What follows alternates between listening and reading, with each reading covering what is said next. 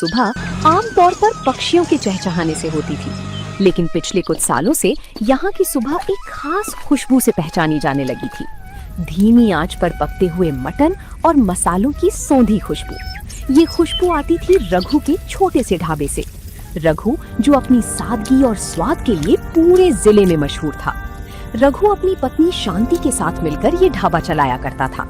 शांति, जरा देखना, आंच धीमी तो नहीं हो गई। आज मटन थोड़ा ज्यादा मंगाया है। कल शहर से कुछ साहब लोग आने वाले थे, शायद आज ढाबे पर रुके। जी, आंच एकदम ठीक है, लेकिन आप इतना काम अकेले कैसे करेंगे? कल से आपकी पीठ में भी तो दर्द था। मेहनत की रोटी में ही तो असली स्वाद है शांति। जब तक शरीर साथ दे रहा है, अपने ग्राहकों को निराश नहीं कर सकता। लोग यहाँ सिर्फ पेट भरने नहीं, बल्कि भरोसे का स्वाद लेने आते हैं। तुम चिंता मत करो, मैं सब संभाल लूंगा। रघु का तरीका पुराना था। वो पिसे हुए पैकेट के मसालों का इस्तेमाल नहीं करता था, बल्कि सिलबट्टे पर ताजी हल्दी, धनिया और सूखी लाल मिर्च पीसना उसकी दिनचर्या का हिस्सा था।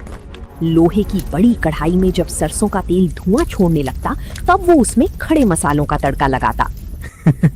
यही तो कला है। जब तक प्याज पूरी तरह गलकर तेल ना छोड़ दे, तब तक मटन डालने का कोई फायदा नहीं। किसी ने सही ही कहा है, सब्र का फल मीठा होता है और सब्र का मटन लजीज। जैसे ही कढ़ाई में मटन के टुकड़े गिरते हैं, एक जोरदार छनछनाहट होती। खुशबू पूरे रास्ते पर फैलने लगती। आने जाने वाले राही अपनी साइकिलें धीमी कर लेते। लेकिन जहाँ सफलता होती है, वहाँ ईर्ष्या भी होती है। गांव के चौराहे पर एक बड़ा और पक्का राज दरबार होटल था, जिसका मालिक गंगाधर था। गंगाधर को रघु की लोकप्रियता फूटी आंख नहीं भाती थी। उसके पास चमकते हुए टेबल थे, वेटर थे, लेकिन गंगाधर के पास स्वाद नहीं था। क्या बात है मुनीम जी, आज हमारी मेजें खाली क्यों पड़ी हैं? और उस रघु के फटे हुए छप्पर के नीचे इतनी भीड़ क्यों लगी है? हुजूर, वो रघु मटन करी ऐसी बनाता है कि लोग उंगलियां चाटते रह जाते हैं, और वो अपनी मटन करी का दाम भी कम रखता है। कभी कभी तो लगता है ये रघु गरीब होने का ढोंग करता है। अगर वो मटन इतने सस्ते में बेच रहा है तो पक्का कुछ गड़बड़ होगी। आज ही उसे सबक सिखाना होगा। इस गांव में कारोबार सिर्फ हमारा चलेगा और किसी का नहीं। वहीं दूसरी तरफ दोपहर की 12 बजते ही रघु के ढाबे पर रौनक बढ़ गई।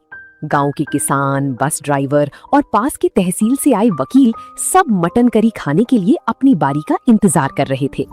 अरे रघु बेटा, आज की खुशबू तो पूरे गांव में फैल रही है। जल्दी से मेरे लिए भी 1 प्लेट चावल और 2 पीस मटन लगा दे। बस 2 मिनट काका, अभी तरी गाड़ी हो रही है। आप जब तक बैठी, शांति पानी ला रही है। काका, आज मटन में खास जावित्री डाली है। साहब ने खुद मसाले तैयार किए हैं। तभी तो शहर के बड़े बड़े होटलों में वो बात कहाँ जो रघु के हाथों में है। और सबसे बड़ी बात, यहाँ सफाई और ईमानदारी दोनों मिलती है। तभी गंगाधर अपने 2 चेलों के साथ वहाँ आ पहुँचा। उसके चेहरे पर एक झूठी मुस्कान थी और वो रघु से कहता है, वाह रघु, बहुत नाम सुना है तुम्हारी मटन करी का। जरा हमें भी तो चखाओ, आखिर क्या मिलाते हो इसमें? आइए गंगाधर जी, आपका स्वागत है। बैठिए, मैं अभी आपके लिए मटन करी चावल लगाता हूँ।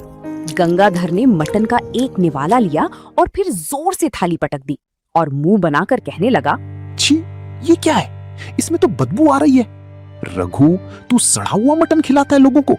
गरीब होने का मतलब ये नहीं कि तू लोगों की सेहत से खेलेगा। नहीं साहब, आप ये क्या कह रहे हैं? मैं सुबह खुद मंडी जाकर ताजा मटन लाता हूँ। बरसों से लोग यहाँ का मटन चावल खा रहे हैं। आज तक किसी ने मेरे हाथ के मटन के बारे में ऐसा नहीं बोला। चुप कर मुनीम जी, पुलिस को फोन लगाओ। आज तो मैं इस ढाबे को बंद करवा के ही दम लूंगा। ढाबे पर सन्नाटा छा गया। तभी रामू काका और बाकी ग्राहक खड़े हो गए और रामू काका ने कहा, गंगाधर, अपनी जुबान को लगाम दो। हम रोज यहाँ का मटन खाते हैं और आज तक किसी को कोई शिकायत नहीं हुई। तुम अपनी जलन के चक्कर में एक गरीब की रोजी रोटी छीनना चाहते हो। हाँ, अगर रघु का मटन खराब होता तो हम बेवकूफ नहीं है जो यहाँ बार बार खाने आते। ग्राहकों की ये बात सुनकर गंगाधर को गुस्सा आ जाता है और वो कहता है, तुम सब इसके मिले हुए हो। कल ही यहाँ एक फूड इंस्पेक्टर आएगा, तब पता चलेगा कि इसकी रसोई में आखिर क्या पकता है। गंगाधर धमकी देकर वहाँ से चला गया। रघु उसकी ये बात सुनकर सहम गया था। और उसकी आंखों में आंसू थे। उस रात रघु और शांति को नींद नहीं आई। ढाबा बंद करने का डर और बदनामी का साया उनके सिर पर मंडरा रहा था। तभी शांति कहती है, घबराइए मत, जिसने कभी किसी का बुरा नहीं किया, भगवान उसका बुरा नहीं होने देंगे। आप सच के साथ हैं। शांति, मुझे डर पुलिस का नहीं है। मुझे डर है कि अगर किसी ने मेरी ईमानदारी पर शक किया तो मैं वो सहन नहीं कर पाऊंगा। ये ढाबा मेरे लिए सिर्फ धंधा नहीं, मेरी इज्जत है। अगले दिन दोपहर में एक सरकारी गाड़ी रघु के ढाबे के सामने आकर रुकी। गंगाधर बड़ी शान से फूड इंस्पेक्टर खन्ना साहब के साथ उस गाड़ी से उतरा। तभी गांव के लोग भी वहां इकट्ठा हो गए। तभी गंगाधर ने कहा, देखिए खन्ना साहब, यही है वो ढाबा जिसके बारे में मैंने कहा था।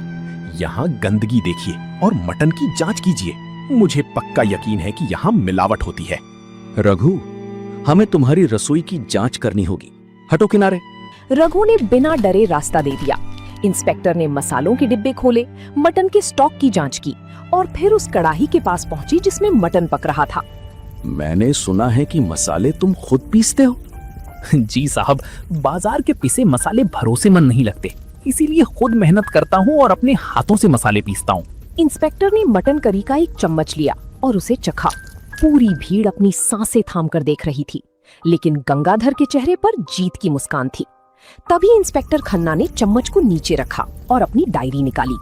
पहले उन्होंने गंगाधर की तरफ देखा और फिर रघु की तरफ। गंगाधर जी, आपने बिल्कुल सही कहा था। ऐसी मटन करी यहाँ होनी ही नहीं चाहिए। सुना गांव वालों आप लोगों ने? चलो रघु, अब जल्दी से अपनी दुकान समेट लो। मेरी पूरी बात तो सुनिए। ऐसी मटन करी को यहाँ गांव में नहीं बल्कि शहर के सबसे बड़े रेस्टोरेंट में होना चाहिए। मैंने अपनी 15 साल की नौकरी में इतनी शुद्ध और स्वादिष्ट मटन करी कभी नहीं खाई। इसमें मसाले पूरी तरह प्राकृतिक हैं, मटन भी एकदम ताजा है और साफ सफाई का स्तर भी बेहतरीन है। इंस्पेक्टर खन्ना की ये बात सुनकर गंगाधर का चेहरा सफेद पड़ गया। रघु, मैं तुम्हें क्लीन चिट देता हूँ, बल्कि मैं तुम्हें एक सर्टिफिकेट के लिए भी रेकमेंड करूंगा ताकि तुम अपना काम और बढ़ा सको। शुक्रिया इंस्पेक्टर साहब, मैं तो बस अपना काम पूरी ईमानदारी से करने की कोशिश करता हूँ। रघु की ये बात सुनकर गांव वालों ने उसके लिए तालियां बजानी शुरू कर दी और गंगाधर चुपचाप वहां से खिसक गया। रघु की आंखों में खुशी के आंसू थे और उसने हाथ जोड़कर सबको धन्यवाद दिया। आज आपने सिर्फ मेरा ढाबा नहीं बचाया, मेरा भरोसा बचाया है। अरे पगले, तेरा स्वाद ही तेरी ढाल है। अब जल्दी से मेरे लिए एक प्लेट मटन करी चावल के साथ लगा दे। हाँ, जीत की खुशी में हम सब साथ खाएंगे। कुछ दिन बीत गए। रघु का ढाबा अब पहले से ज्यादा चलने लगा था। इंस्पेक्टर खन्ना के जाने के बाद रघु का नाम पूरे जिले में फैल गया। अब दूर दूर से लोग उसके ढाबे पर खाना खाने आने लगे। एक शाम एक बड़ी गाड़ी रघु के ढाबे पर आकर रुकी। उस गाड़ी से शहर के एक बहुत बड़े होटल के मालिक मिस्टर अरोड़ा उतरे। उन्होंने रघु का बनाया हुआ मटन चावल खाया और बहुत खुश हुए। रघु जी, मैंने बहुत बड़े बड़े होटलों में खाना खाया है, लेकिन आपके हाथ का स्वाद सबसे अलग है। मैं चाहता हूँ कि आप मेरे साथ शहर चलें। मैं आपको अपने होटल का मुख्य रसोइया बनाऊंगा और बहुत अच्छी तनख्वाह भी दूंगा। मिस्टर अरोड़ा की ये बात सुनकर शांति खुश हो जाती है और कहती है, इतनी बड़ी नौकरी, अब तो हमारी सारी गरीबी दूर हो जाएगी। रघु ने थोड़ी देर सोचा और फिर शांति की तरफ देखा। उसने बहुत ही शालीनता से मिस्टर अरोड़ा को जवाब दिया। साहब, आपके इस प्रस्ताव के लिए बहुत धन्यवाद, लेकिन मैं ये गांव और अपने इन लोगों को छोड़कर कहीं नहीं जा सकता। इन लोगों ने बुरे वक्त में मेरा साथ दिया है। अगर मैं शहर चला गया तो इन यहाँ के मजदूरों और किसानों को ये स्वाद और ये प्यार कहाँ मिलेगा। मैं यहीं रहकर अपने गांव के लोगों की सेवा करना चाहता हूँ। मिस्टर अरोड़ा रघु की सादगी और उसकी सोच देखकर बहुत प्रभावित हुए और रघु की तारीफ करके शहर वापस चले गए। वहीं दूसरी तरफ गंगाधर का राज दरबार होटल पूरी तरह खाली रहने लगा। लोग अब उसके पास खाना खाने नहीं जाते थे, क्योंकि सबको पता चल गया था कि वो अपने खाने में मिलावट करता है। तभी एक दिन गंगाधर खुद रघु के पास आया, लेकिन इस बार उसके चेहरे पर गुस्सा नहीं बल्कि शर्मिंदगी थी और वो कहता है, रघु, मुझे माफ कर दो। मैंने तुम्हें नीचा दिखाने की बहुत कोशिश की, लेकिन तुम्हारी ईमानदारी जीत गई। मैं तो तुम्हारा ढाबा बंद करवाने चला था, लेकिन अब मेरा होटल बंद होने वाला है। गंगाधर भाई, गुस्सा छोड़िए, बैठिए और आज मेरे साथ खाना खाइए। आप चाहें तो अपना होटल फिर से शुरू कर सकते हैं, लेकिन इस बार बस अपने खाने की शुद्धता और लोगों के भरोसे का ध्यान रखिएगा।